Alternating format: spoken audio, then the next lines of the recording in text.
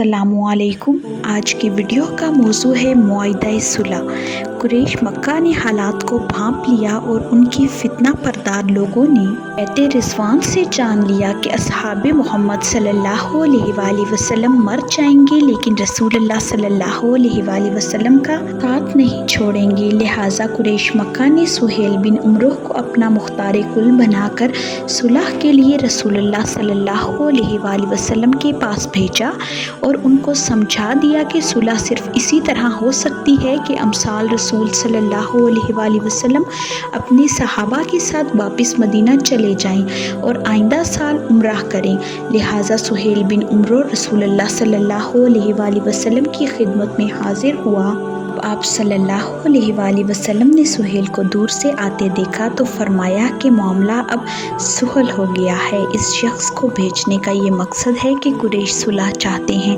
सुहेल ने आप सल्लल्लाहु अलैहि वसल्लम के पास पहुंचकर देर तक गुफ्तगू की और दोनों फरीकीन में सुलह की दफात तय हुई। इसके बाद आप सल्लल्लाहु अलैहि वसल्लम ने हज़रत अली रज़ियल्लाहु ताला अन्हु को सुलहनामा लिखने के लिए बुलाया। हज़रत अली रज़ियल्लाहु ताला अन्हु ने दस्तावेज़ की पेशानी पर बिस्मिल्लाहिर्रहमानिर्रहीम लिखा तो सुहेल ने कहा, हम रहमान को नहीं मानते, आप सिर्फ ए अल्लाह तेरे नाम से लिखिए।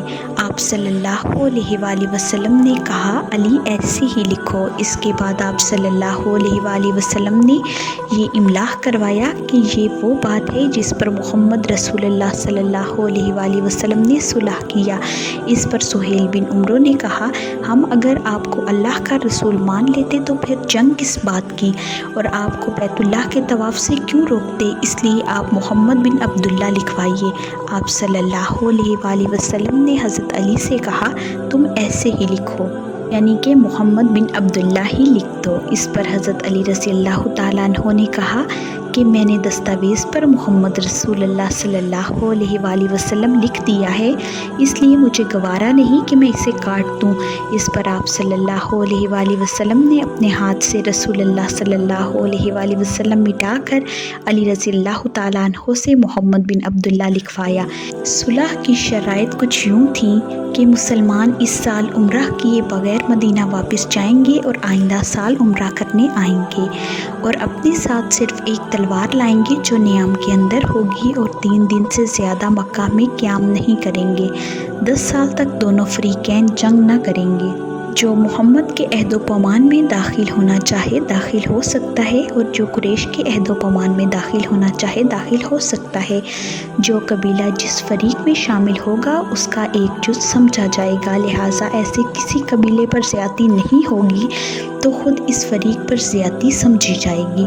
अगर कुरैश का कोई शख्स अपने सरपरस्त की इजाज़त के बगैर भागकर मोहम्मद सल्लल्लाहु अलैहि वसल्लम के पास जाएगा तो मोहम्मद सल्लल्लाहु अलैहि वसल्लम उसे वापस करेंगे, लेकिन अगर मोहम्मद सल्लल्लाहु अलैहि वसल्लम के साथियों में से कोई भागकर कुरैश के पास आएगा तो कुरैश वापस ना करेंगे।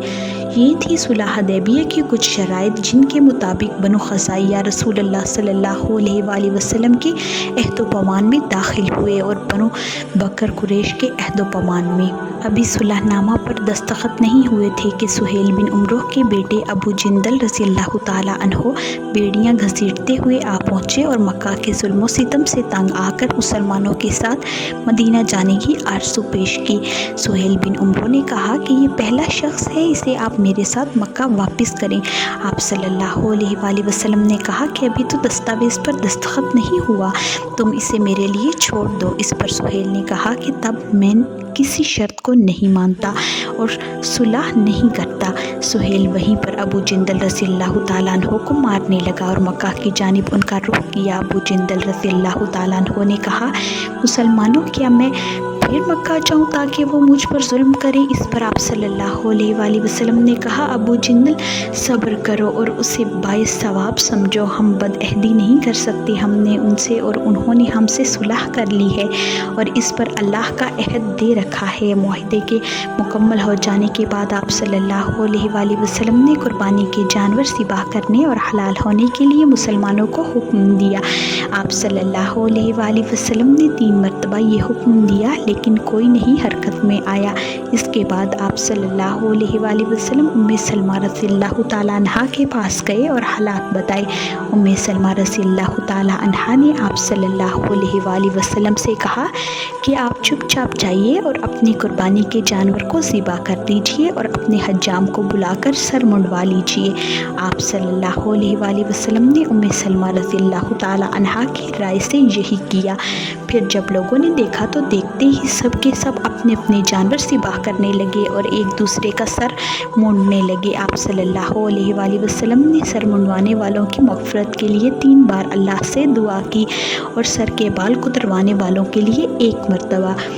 اس صلح کی شرائط سے مسلمان بہت غم اور غصے میں تھے۔ انہیں لگ رہا تھا کہ رسول اللہ صلی اللہ علیہ وآلہ وسلم نے دب کر صلح کی ہے۔ انہیں اس بات پر شرم آ رہی تھی کہ ہم بغیر عمرہ کیے مدینہ واپس جا رہے ہیں، اور اس بات پر بھی ملال ہو رہا تھا کہ ہم حق پر ہیں اور اللہ نے اپنے دین کو غالب کرنے کا وعدہ کیا ہے، تو پھر ہم کیوں دباؤ قبول کریں۔ مسلمانوں میں سب سے زیادہ غم اور غصہ عمر بن خطاب رضی اللہ تعالیٰ عنہ کو تھا۔ چنانچہ انہوں نے خدمت نبوی میں آ کر عرض کیا کہ کیا آپ صلی اللہ علیہ وآلہ وسلم اللہ کے رسول نہیں ہیں؟ آپ صلی اللہ علیہ وآلہ وسلم نے کہا کیوں نہیں؟ پھر پوچھا کیا ہمارے مقتولین جنت میں اور ان کے مقتولین جہنم میں نہیں ہیں؟ آپ صلی اللہ علیہ وآلہ وسلم نے فرمایا کیوں نہیں؟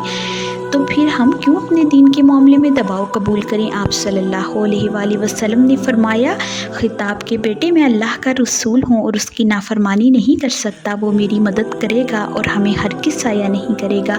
تب حضرت عمر رضی اللہ تعالیٰ عنہ نے کہا کیا آپ صلی اللہ علیہ وآلہ وسلم نے ہم سے نہیں کہا تھا کہ ہم بیت اللہ کی زیارت اور اس کا طواف کریں گے؟ آپ صلی اللہ علیہ وآلہ وسلم نے فرمایا کیوں نہیں، لیکن کیا میں نے یہ بھی کہا تھا کہ ہم اسی سال کریں گے؟ عمر رضی اللہ تعالیٰ عنہ نے کہا نہیں۔ آپ صلی اللہ علیہ وآلہ وسلم نے فرمایا تو بہرحال تم بیت اللہ تک پہنچو گے اور اس کا طواف کرو گے۔ اس کے بعد بھی غصے میں عمر رضی اللہ تعالیٰ عنہ ابو بکر رضی اللہ تعالیٰ عنہ کے پاس آئے اور یہی سوال کیا جو آپ صلی اللہ علیہ وآلہ وسلم سے کر چکے تھے، اور حضرت ابو بکر رضی اللہ تعالیٰ عنہ نے بھی ٹھیک وہی جواب دیا جو آپ صلی اللہ علیہ وآلہ وسلم دے چکے تھے۔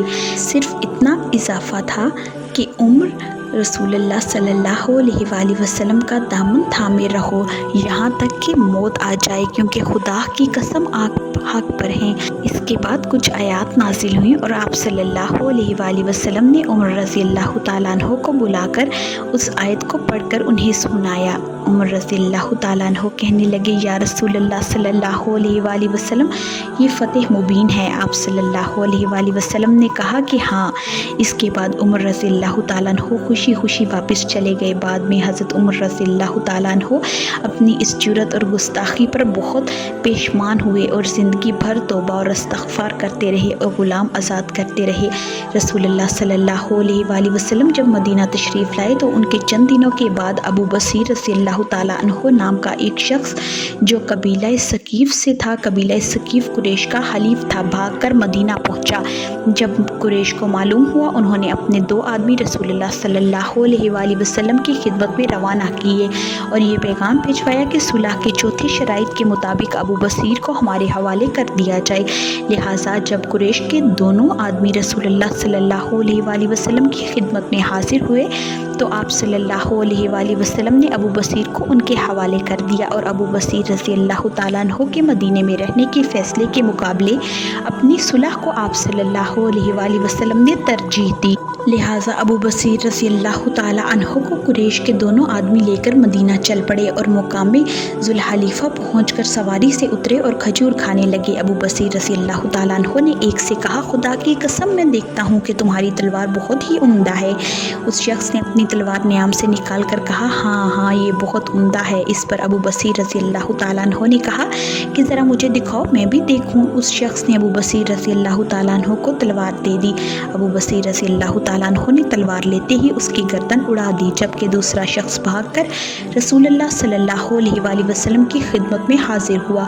پیچھے سے ابو بصیر رضی اللہ تعالیٰ عنہ بھی آپ صلی اللہ علیہ وآلہ وسلم کی خدمت میں آ گئے اور عرض کیا، یا رسول اللہ صلی اللہ علیہ وآلہ وسلم، آپ صلی اللہ علیہ وآلہ وسلم نے مجھے ان کے حوالے کیا اور اللہ نے مجھے ان سے نجات دی۔ آپ صلی اللہ علیہ وآلہ وسلم نے فرمایا، اگر اس کو کوئی ساتھی مل جائے تو یہ آگ کا شعلہ بھڑکا دے۔ ابو بصیر رضی اللہ تعالیٰ عنہ آپ صلی اللہ علیہ وآلہ وسلم کا تیور دیکھ کر سمجھ گئے کہ مدینہ میں پناہ لینا ممکن نہیں اور انہیں کافروں کے حوالے کیا جائے گا، اس لیے وہ مدینہ سے نکل کر ساحل سمندر کے پاس امیس نامی جنگل میں آ گئے اور وہیں رہنے لگے۔ بعد میں ابو جندل بن سہیل رضی اللہ تعالیٰ عنہ بھی مکہ سے بھاگ کر ابو بصیر رضی اللہ تعالیٰ عنہ سے آ ملے۔ اب ایسا ہوا، جو بھی مکہ میں مسلمان ہوتا بھاگ کر ساحل سمندر امیس نامی جنگل میں چلا آتا۔ دھیرے دھیرے یہاں پر 70 مسلمان آ گئے۔ اسی راستے سے قریش مکہ کا تجارتی قافلہ شام کو جاتا تھا۔ یہ مسلمان قریش کے تجارتی قافلے کو لوٹ لیتے تھے، جس سے قریش مکہ کی ناک میں دم آ گیا اور قریش مکہ نے اللہ کا واسطہ دے کر رسول اللہ صلی اللہ علیہ وآلہ وسلم کے پاس یہ پیغام بھیجا کہ صلح کی چوتھی شرط کو منسوخ کیا جائے اور اپنے آدمیوں کو جو ساحل سمندر کے پاس امیس نامی جنگل میں ہیں انہیں مدینہ بلایا جائے۔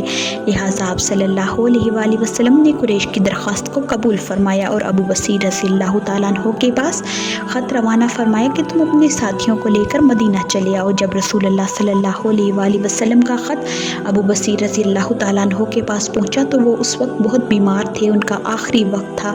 انہوں نے خط کو آنکھوں سے لگایا، اللہ کا شکر ادا کیا اور ابو جندل رضی اللہ تعالیٰ عنہ سے فرمایا کہ تم سبھی ساتھیوں کو لے کر مدینہ چلے جانا اور رسول اللہ صلی اللہ علیہ وآلہ وسلم سے میرا سلام کہنا۔ اس کے بعد ابو بصیر رضی اللہ تعالیٰ عنہ کا انتقال ہو گیا۔ ابو جندل رضی اللہ تعالیٰ عنہ بھی امیس کے مسلمانوں کو لے کر مدینہ چلے آئے۔ صلح حدیبیہ کے بعد 4 ہجری کے شروع مہینے میں حضرت عمرو بن عاص، خالد بن ولید، عثمان بن طلحہ اور ابو ہریرہ رضی اللہ تعالیٰ عنہ خدمت نبوی میں آ کر مسلمان ہوئے۔ جب یہ لوگ خدمت نبوی میں حاضر ہوئے تو آپ صلی اللہ علیہ وآلہ وسلم نے فرمایا، مکہ نے اپنے جگر گوشوں کو ہمارے حوالے کر دیا ہے۔ صلح حدیبیہ کے بعد آپ صلی اللہ علیہ وآلہ وسلم نے مختلف بادشاہوں کے نام خط لکھے اور انہیں اسلام کی دعوت دی۔ خط پر مہر لگانے کے لیے آپ صلی اللہ علیہ وآلہ وسلم نے ایک انگوٹھی بنوائی جس پر یوں محمد صلی اللہ علیہ وآلہ وسلم نقش تھا۔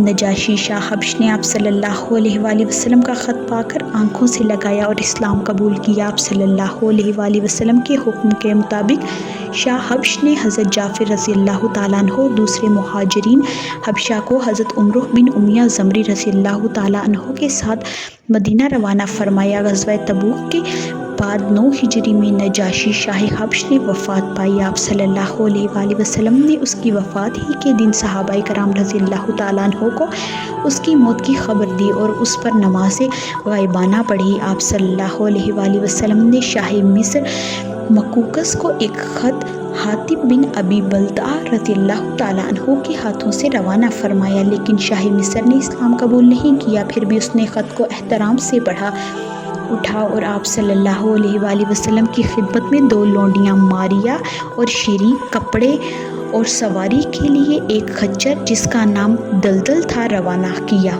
صلی اللہ علیہ وآلہ وسلم نے ماریہ رضی اللہ تعالیٰ عنہا کو اپنے پاس رکھا۔ انہی کے بطن سے آپ صلی اللہ علیہ وآلہ وسلم کے صاحبزادے ابراہیم رضی اللہ تعالیٰ عنہ پیدا ہوئے اور شیریں رضی اللہ تعالیٰ عنہا کو حسان بن ثابت انصاری رضی اللہ تعالیٰ عنہ کے حوالے کر دیا۔ آپ صلی اللہ علیہ وآلہ وسلم نے شاہ فارس خسرو پرویز کے نام بھی خط بھیجا، لیکن اس نے بدتمیزی کی، لہٰذا اس کا انجام بھی خراب ہوا، کیونکہ رسول اللہ صلی اللہ علیہ وآلہ وسلم کی شان میں گستاخی کے کلمات بقا تھا۔ جب آپ صلی اللہ علیہ وآلہ وسلم کا خط ہرقل قیصر روم کے پاس پہنچا تو اس نے احترام کیا، اسلام قبول تو نہیں کیا، لیکن رسول اللہ صلی اللہ علیہ وآلہ وسلم کی خدمت میں تحائف بھیجے۔ احترام کے ساتھ آپ صلی اللہ علیہ وآلہ وسلم کا نام لیا اور حق جانا، لہٰذا آپ صلی اللہ علیہ وآلہ وسلم نے خطوط کے ذریعے اپنی دعوت بیشتر ملکوں کے بادشاہوں تک پہنچا دی۔ کچھ نے اسلام قبول کیا اور بہتوں نے نہیں کیا، لیکن جس نے کفر کیا اس کے بھی دل و دماغ میں اسلام اور رسول اللہ صلی اللہ علیہ وآلہ وسلم کی طرف ایک رجحان پیدا ہو گیا۔ کل کی ویڈیو میں ہم غزوہ خیبر کے بارے میں بات کریں گے جو محرم 7 ہجری میں ہوئی۔ ویڈیو کو اینڈ تک دیکھنے کا بہت شکریہ۔ اگر آپ کو آج کی ویڈیو پسند آئی ہو تو لائک، شیئر، کمنٹ اور سبسکرائب ضرور کریں اور گھنٹی کے نشان کو دبائیں تاکہ آپ کو آنے والی ویڈیوز کی نوٹیفیکیشن بر وقت ملیں۔